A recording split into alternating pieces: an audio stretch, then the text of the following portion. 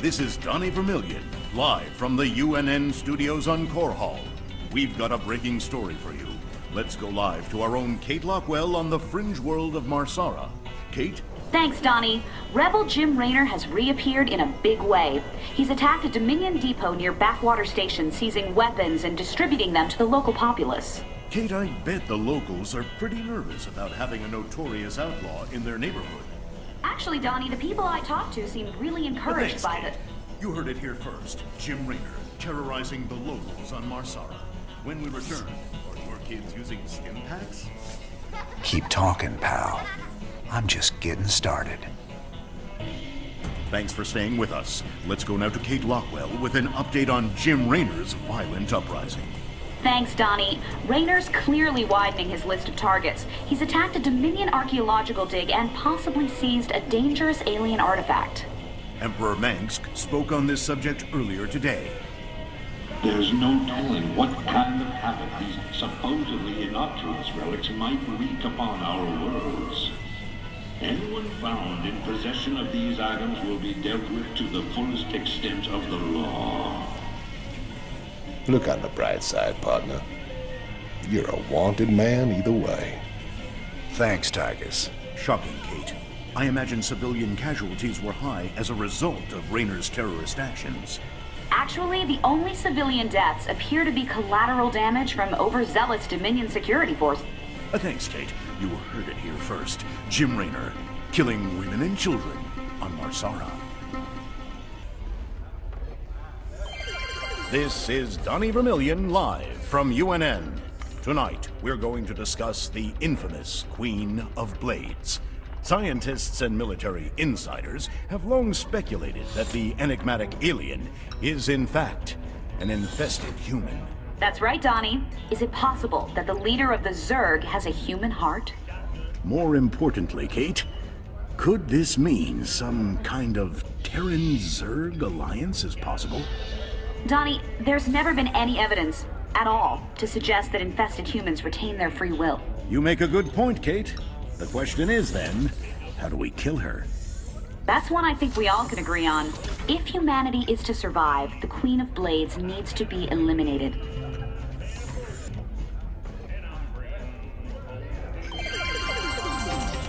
Donnie Vermillion, UNN, your first, last, and only stop for the truth. Tonight, our own Kate Lockwell uncovers a secret shadow war waged by our brave Dominion ghosts against a ruthless hidden enemy. Thanks, Donnie. I'm talking live with a specialist in the Dominion.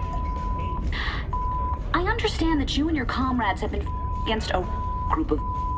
What can you tell us about that? Well, Kate, I'm not allowed to say much, but I can tell you that his allies will not. We expect them very soon. I think we'll all sleep a little better tonight, knowing our Dominion forces are watching over us. For UNN, I'm Donnie Vermillion. Donnie Vermillion, UNN.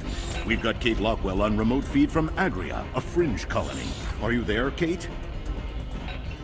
Okay, we seem to be having a sound problem with... I'm being told Emperor Mangsk is going to address us directly. Let's take you to his announcement already in progress. My finest military minds are being brought to bear, and it's my pleasure to announce that they'll soon be led by the hero of Taurus himself, General Horace Warfield. Warfield? I thought he retired years ago. With General Warfield at the helm, and our finely honed Dominion military under his command, I have every confidence that this new Zerg threat will be contained very soon. There you have it, viewers. With Warfield in command, the Zerg swarm will be defeated in no time. Up next, Raynor ups his campaign of terror just as the Zerg reappear. Coincidence? You decide after these messages. Thanks for joining us. Our own Kate Lockwell is reporting live from the refugee ship Skinnerd 2 in orbit around the planet Meinhof. Donnie, the death toll out here is soaring. Massive refugee fleets like this one are struggling to reach the safety of the core worlds. Many of them won't. They're short on food, water, and Kate, we'll hope. discuss how the Dominion will rescue those worlds when we get there. There's a lot of talk about rescue among the refugees, but they're pinning their hopes on paramilitary and rebel groups such as Rainer's Great report, Kate. Live from a refugee ship over Meinhof, where everyone eagerly awaits the Dominion's return. Up next, a Vermilion commentary. Refugees. Are they really our responsibility? You're all heart, Donnie. I repeat, death toll is in the thousands. A Dominion weapons plant exploded hours ago, causing a chain reaction that has taken out several housing complexes in this working-class neighborhood. Dominion security forces claim it was an act of terror by the notorious Jim Raynor, but our own investigations suggest that the plant must have been infiltrated by forces with sophisticated stealth technologies. It begs the question, could some of the Dominion's ghost operatives have gone rogue? For UNN, this is Kate Lockwell reporting from the core world, Nephor 2. Ladies and gentlemen, each night I bring you the news in the most fair and balanced manner possible. But tonight I have a commentary. Some have asked me what the difference is between our leader, Emperor Mengsk, and the traitor Jim Raynor. They point out that Mengsk rebelled against the government of his youth and came to power through the use of violence and subversion. Why is it wrong for Jim Raynor to rebel in similar fashion? There is a difference. When Emperor Mengsk began his revolution, there was no threat hanging over humanity. James Raynor is waging his revolution while we are at war with 2 alien races. James Raynor, have you no conscience? Shouldn't you fall in line, putting your petty complaints aside as we struggle for humanity's very survival against this alien menace? Everyone's a critic.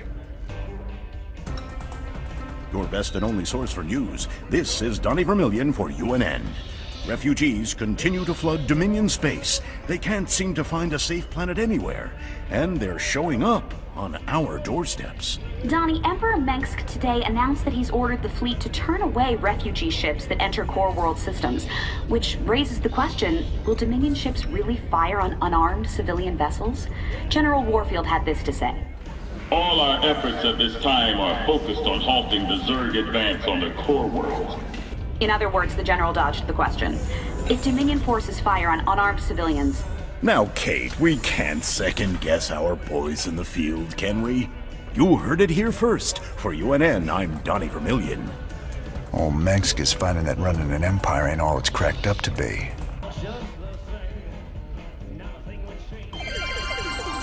Welcome back. We've got good and bad news tonight from our UNN headquarters on Core Hall. The influx of refugees has dropped as various fringe worlders have found new planets on which to settle. For the bad news, let's go to Kate Lockwell. Kate? What? Is the feed open? Hi. Yes. Hi, Donnie. Well, many of the refugees are starting new colonies, and they've declared themselves independent of the Dominion. Branding themselves as rebels. Well, Donnie, they mostly seem like regular folks who are scared about the current crisis, and angry that the Dominion didn't do more to save them. Some of them have praised Jim Raynor. You heard it here first. Ungrateful rebels digging in their heels across the fringe worlds. For UNN, I'm Donnie Vermilion. Can he warn me when he's gonna do that? Funny how people take it personal when you abandon them to the Zerg. This is Kate Lockwell, live for UNN. Dominion security forces are telling us tonight that their agents have hunted down and executed the leaders of a subversive rebel group calling itself Project Shadowblade. Great news, Kate. Did they say how they feel about this? No, Donnie, they didn't, but I imagine they're quite happy. There you have it. Dominion Security, destroying the shadowy espionage arm of Jim Raynor's terrorist organization. Wait, what? Dominion Security didn't say anything about Raynor. Let's go to commercial.